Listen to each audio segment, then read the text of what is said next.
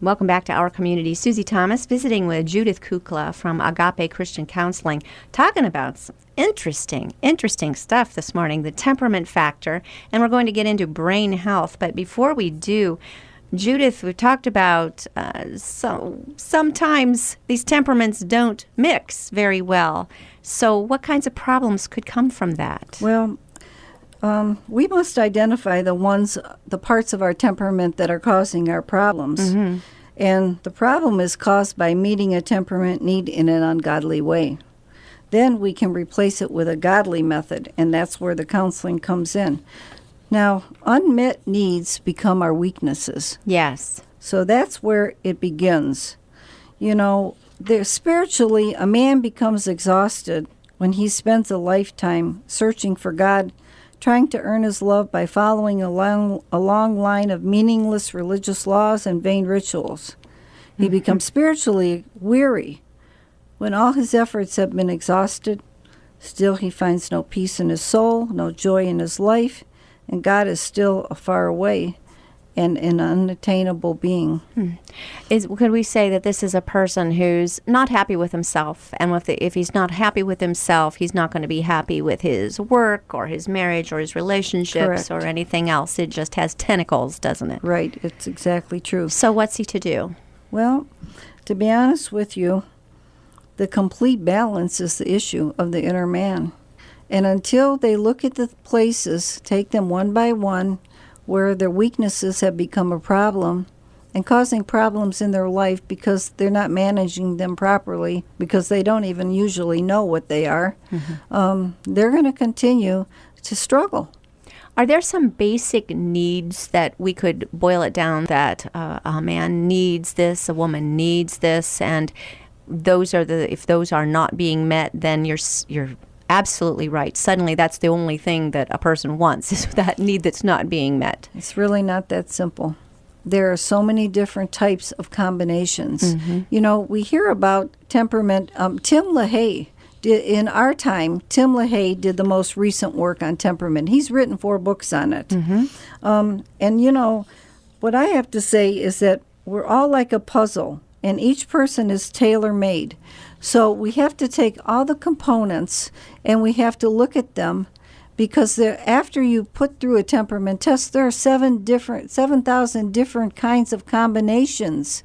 So they may be a choleric, which is a controlling person in the area of affection, but maybe they're a sanguine in the area of inclusion, so that they're the happy-go-lucky, they don't worry about anything, you know, they're usually irresponsible, you know. And then if you have a melancholy and they're with a choleric, they think that they have a scatterbrained life, you know, and the other person thinks that the other person is no fun, and then they can't come together. And as that magazine, that famous feature article, Can This Marriage Be Saved? Mm-hmm. Can it be? Absolutely. Mm-hmm. How? How do you do that? Because, you know, you have to really look at it and be honest about it. But people, after they see their temperament tests, they are honest, because they look at that and they say, this is me.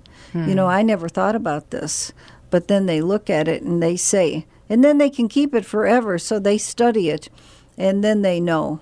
And a person really can only take this for themselves. Yes, they come in correct. and a person couldn't step in and say, let me tell you about my husband and let me just tell you where he ranks on this. No, certainly not. A person really needs to delve in and answer some questions basically. What kinds of things do you ask them? Well, I don't ask them. It's a paper test, and it takes only 10 minutes to take. What kinds of questions are on the test? Well, one of the questions is on a scale of 1 to 5, you know, how much do you want to socialize, you know?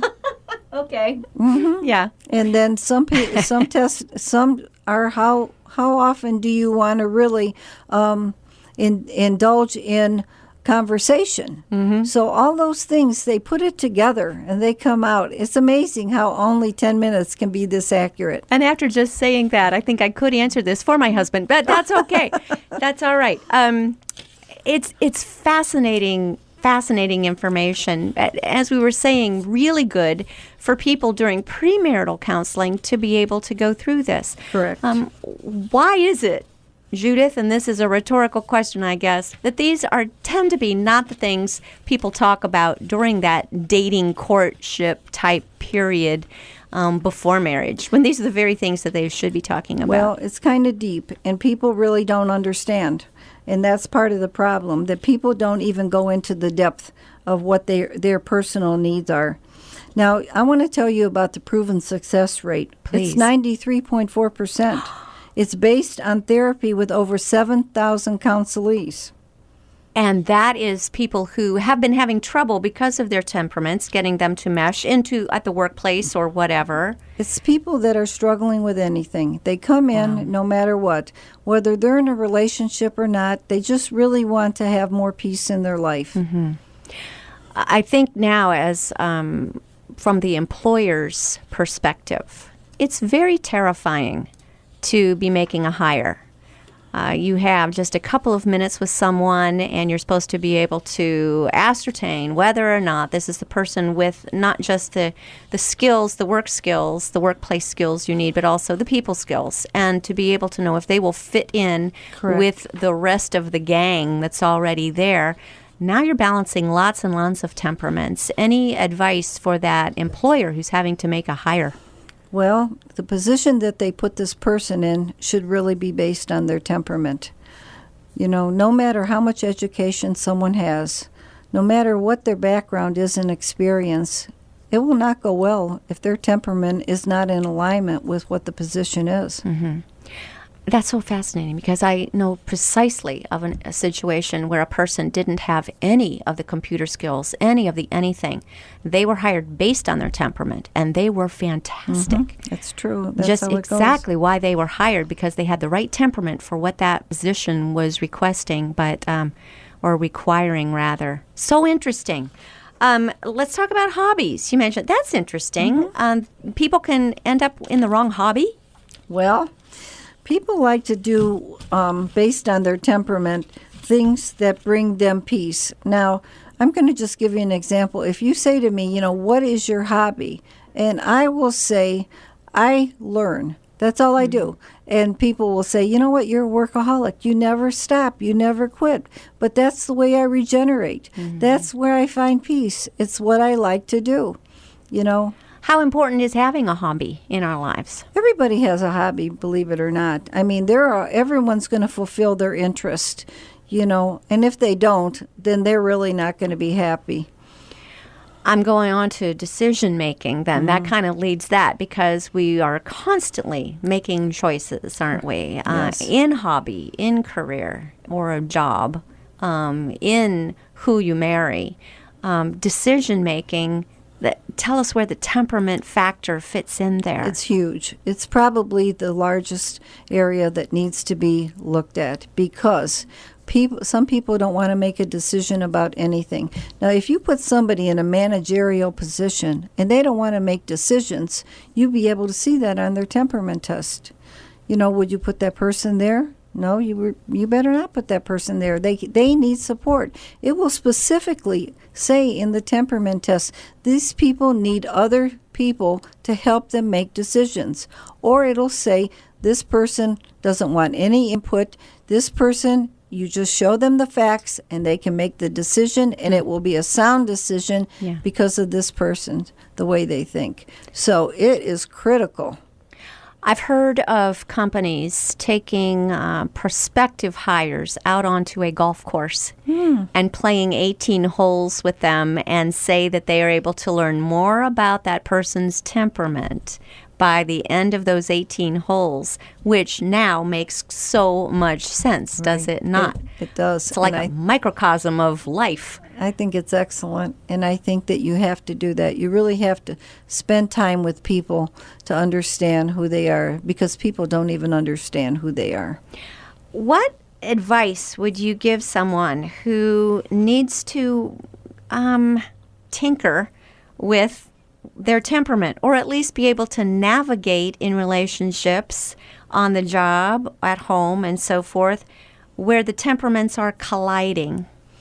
Well, definitely be able to come together and share what your temperament is with the other person, so that person can understand, And if they're, really care about each other, they're going to alter their behavior to make peace in the relationship. So that's very encouraging. Even though our temperament cannot be changed, our behavior certainly can be. Right. And if that person has a severe need, let's say that they are a number 9 in the area of affection. And what does that mean? That means that they want. They want a lot of affection.